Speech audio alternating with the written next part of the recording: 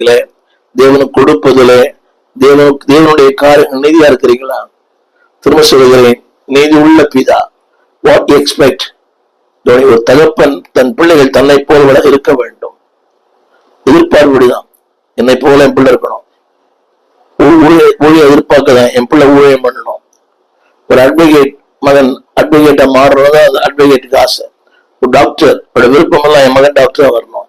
அப்படி ஏனால் நீதி உள்ள ஒரு பிதா. What you expect? அவர் எது எதிர்பார்க்க தெரியுமா? ஒரு நீதி எதிர்பார்க்கிறார். இன்றைக்கு நீதியே இல்லை. சபையிலே நீதி இல்லை, ஊழியத்தில் நீதி இல்லை, பேச்சிலே நீதி இல்லை, கொடுக்கல் வாங்கலிலே நீதி இல்லை, பல துறைகள்ல நீதி இல்லை. நீங்க எந்த துறையில் இருந்தாலும் நீதியா இருக்கிறீங்களா? உங்க சம்பளமே உங்களுக்கு போதும், நீதியா இருக்கிறீங்களா? எந்த துறையிலும் இருங்க, B a man of righteousness. ஒரு நீதி உள்ள ஒரு வாழ்க்கை வாழுங்கள். உலகம் சொல்லும், ஒரு நாள் சொல்லும் நீதிமான்.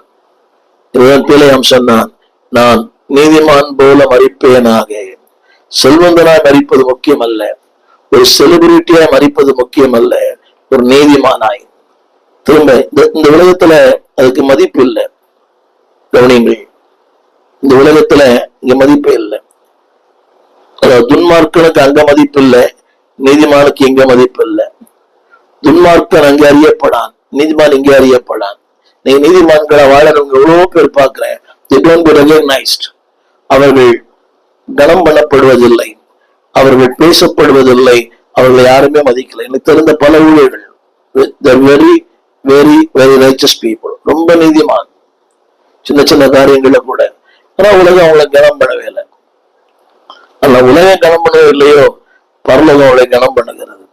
இன்றைக்கு அதாவது அக்கிரமங்கள் தான் கிரமங்களா இருக்கிறது, கிரமங்கள் அக்கிரமங்களா இருக்கிறது. அக்கிரமமா வாழறாங்க, அவனை உலகம் தலையில தூக்கி வைத்து கொண்டாடுகிறது. இன்னொருவர் கிரமத்தோடு வாழ்கிறார், ஆனா அவருடைய தூற்றி திரிகிறது. இதான் உலகம். அந்த தேவன் சொன்னார், உலகம் உம்மை அறியவில்லை. எதை அறிவு தெரியுமா? அந்த நீதியை.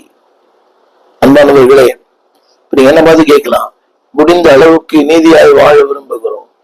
இதெல்லாம் பிரசவம் பண்ண முடியாது, கர்த்தருடைய வார்த்தை பேச முடியாது, அவருடைய முகத்தை மாசு இல்லாமல் ஏறெடுக்க முடியாது. யோபின் புஸ்தகத்துல, நீர் அவருடைய முகத்தை மாசு இல்லாமல் ஏறெடுத்து பயம் இல்லாமல் திறன் கொண்டிருப்பீர். அப்படினால் அவருடைய முகத்தை நோக்கி பார்க்க வேண்டுமானால் வேதம் சொல்கிறது, நீதி நீதி இல்லாத ஒரு உலகம், ஆனால் நீதி உள்ள ஒரு தெய்வம்.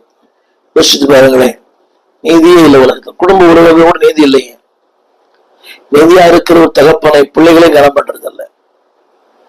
அதாவது யார் என்ன அதிகமா தராங்களோ அவங்க பக்கம்